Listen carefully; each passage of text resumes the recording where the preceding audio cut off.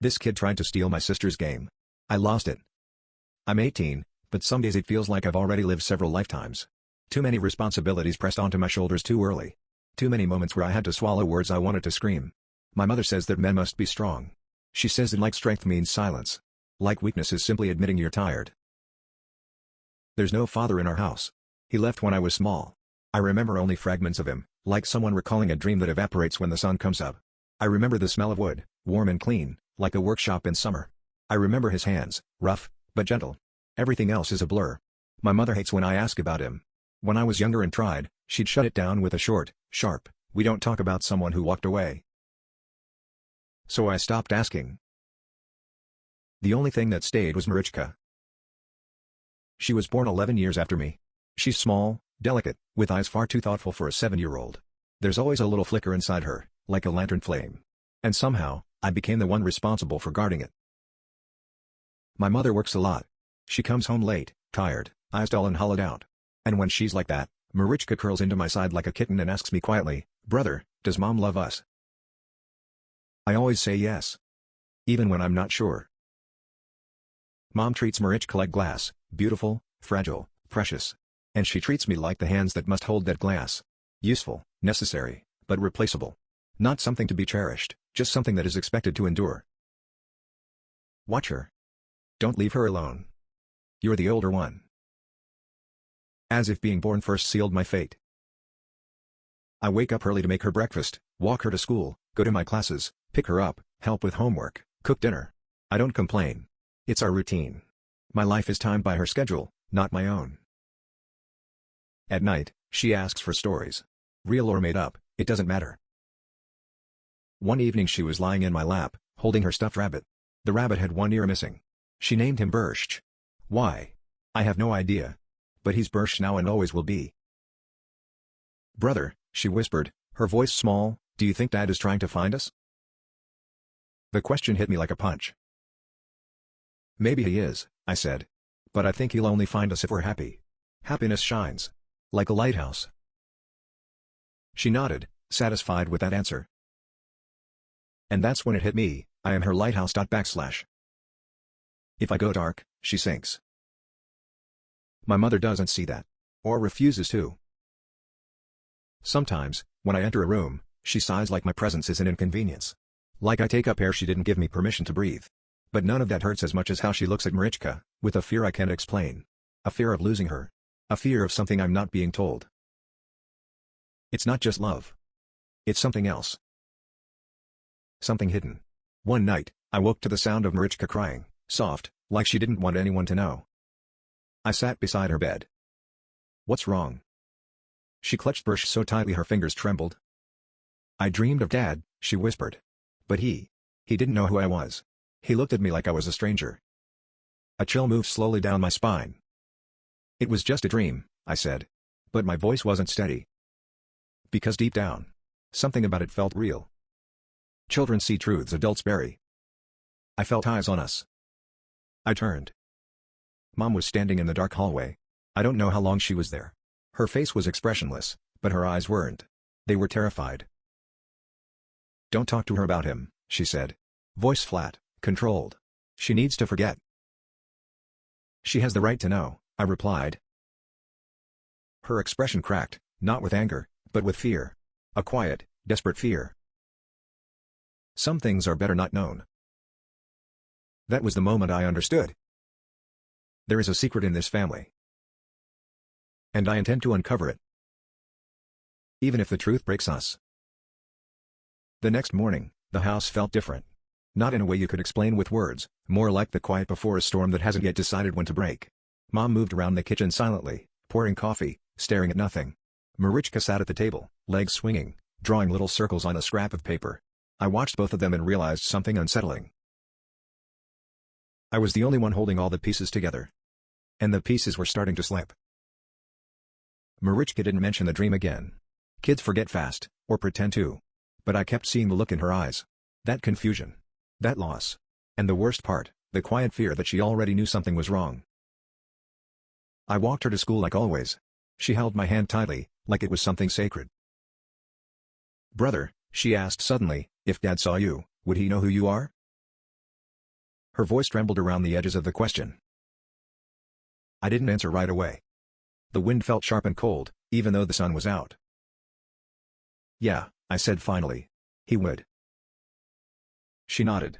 But I could tell she didn't quite believe it. On the way home, I kept thinking.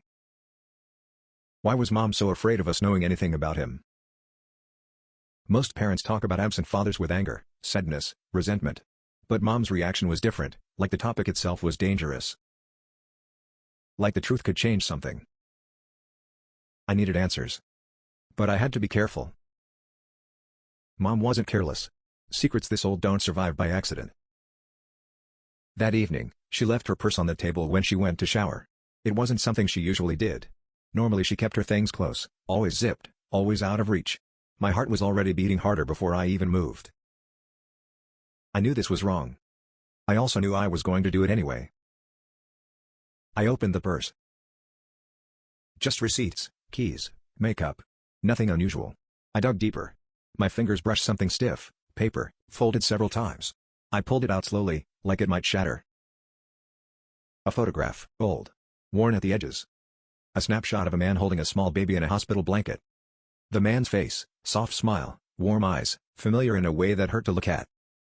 My father. But it wasn't the picture that made my stomach twist. It was the hospital wristband on the baby. The name. Not mine. Not Marichka's.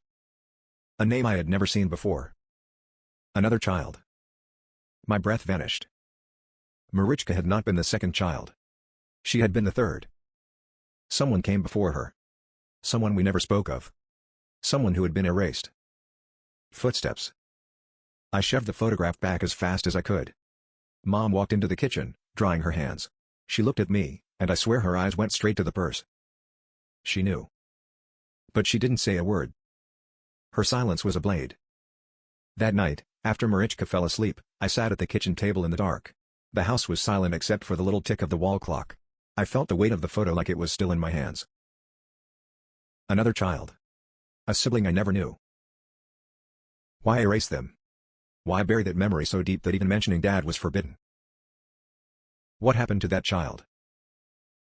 I didn't notice Mom until she was already standing across from me. You went through my things, she said quietly. No accusation in her voice. Just exhaustion. I didn't deny it. Who were they? I asked. The child in the photo. She closed her eyes slowly, like the question physically hurt. You don't want to know. I do. Her voice cracked, not loudly, but like something that had been stretched too thin finally splitting. They died. The room felt suddenly smaller. How? I whispered. She didn't answer. Instead, she gave me a look I had never seen before, pure, unfiltered dread. Promise me something, she said. Promise me you will never ask Marichka about your father again. And never, ever, tell her about the child. Why? My voice rose. What are you protecting? Her? Me? Yourself? Her expression broke. I'm protecting what's left of this family. She turned away before I could say anything else. And I sat there in the dark, heart pounding, realizing something terrible. The truth didn't just break our family once. It was still breaking it. And whatever killed the first child was still here. In the walls. In the silence. In the fear in my mother's eyes. And now I was tangled in it. Because secrets don't stay buried. They grow roots. And I had just dug my hands into the soil. The next few days were quiet in a way that didn't feel peaceful. It was the kind of quiet when everyone in the house was holding something under their tongue. A silence that tasted metallic. Sharp. Mom acted as if the conversation never happened. She made breakfast, folded laundry, asked how school was, but her voice was flat, measured, careful. Every word placed like stepping stones across a river she was afraid to fall into. Marichka felt it too. Children always do. She stayed close to me, more than usual. Her small hand always found mine, as if checking I was still there. I began to notice something. Whenever Marichka got sick or tired or even just sad, Mom would become terrified. Not worried. Not protective. Terrified. Like she was watching something return. One evening Marichka came home feeling dizzy. Her cheeks were flushed, her steps slow. Nothing serious. A normal little fever. But the moment Mom saw her, her face strained of all color. She dropped her bag right onto the floor and rushed over like the world was ending. Sit. Breathe. Look at me, baby. Look at me. Her voice cracked on the word baby. Her hands trembled. Mom, it's just a fever, I said. She needs rest. Water. That's all. She didn't look at me. She only held Marichka tighter. That was when I understood the fear in her eyes. It wasn't fear of losing Marichka. It was fear of seeing something happen again. The first child. They had been sick. Or something had happened that looked like sickness. And it was happening in this kitchen now, in front of us, replayed like a memory the world refused to let die. I carried Marichka to her room, laid her down, placed a cool cloth on her forehead. She fell asleep quickly, breathing soft, steady breaths. Nothing alarming. Yet Mom stood in the doorway, arms wrapped around herself like she was trying to hold her body together. She will be fine, I said. Mom didn't answer. I walked past her to leave the room, and then her hand caught my wrist. Not hard. Just enough to stop me. Her voice was quiet. Your sister looked just like that. My heart stilled. The first one? Mom nodded once. Fear is a strange thing. It can make a person look older. Her face in that moment looked fragile. Not like the mother I grew up with. More like a person hiding inside her skin. She was only 3, Mom whispered. She got sick so fast. It was like something inside her fell asleep and never woke up. My chest tightened. What was her name? I asked. Her answer came broken. Katja. The name felt like a ghost brushing past my ear. A sister I never knew. A life that had existed in this same house. A child that had slept in the same rooms. A little sister who had been erased. Why did no one tell me? Mom looked away. I couldn't. You were still a child when we lost her. And afterward. I was afraid that speaking her name would bring the grief back. Or worse. Whatever took her. Something cold stirred under my ribs. Whatever took her? Mom. It was an illness. That happens. It isn't supernatural. She looked at me then. Really looked. Her eyes were not afraid of ghosts. They were afraid of memory. You did not see how she faded, she said. It did not happen like illness. It happened like she was being taken. I wanted to argue. Logic lined up in my head, ready to speak, to push back. But my mouth stayed closed. Because I remembered how Marichka looked last night when she cried about the dream. How she said Dad looked at her like she was a stranger. Something was wrong in this family long before I was old enough to notice. Later that night, when the house had gone still, I sat beside Marichka's bed. Her fever had gone down. Her breathing was peaceful. She looked so much like the child in the photograph. Innocent. Small. Fragile. And I realized something with absolute clarity. If I do nothing, history will repeat itself. Not because of fate. Not because of illness. But because of secrets. Secrets rot. They poison. They spread. And whatever happened to Katya began with silence. I would not let silence take Marichka too. In the dark, with only the streetlight shining through the curtains, I made a promise to myself. I will find out who my father really was. What really happened to Katya. And why my mother is still living like the past is hiding behind every corner. I will uncover every secret in this house. Even if the truth is something I am not ready to hear. Even if it hurts. Even if it destroys everything. Because this time, the lighthouse will not go dark. I will not let her sink.